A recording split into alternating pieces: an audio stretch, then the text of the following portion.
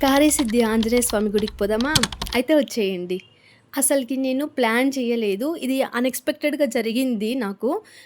ఇదేనేమో మనం ఒకటి అనుకుంటే దేవుడు ఇంకొకటి చేశాడని చెప్పి నేను అసలకి నాకు ఏ ప్లాన్ లేదండి. అక్కడికెళ్ళాలి, చూడాలి, దండం పెట్టుకురావాలి ఇవంతా ఏం లేదు.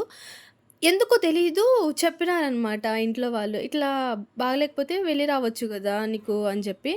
నేను లైట్ తీసుకున్నా. నాకెప్పటినుంచో తెలుసు. కానీ నేను ఎందుకులే నేనొక్కటే పోలేక వద్దులే అన్నట్లు అయిపోయినాను. సడెన్‌గా అండి ఎందుకు అనిపిచ్చిందో పోవాలని జెప్పి ఇంగ ఆ రోజు ఆఫీసుంది. అయినా గూడా మార్నింగ్ బోయి నాకు దారి తెలీదు. ఎటు పోవాలో తెలీదు. ఎక్కడి నుంచి ఎక్కాలో తెలీదు. ఏం తెలీదసలకి.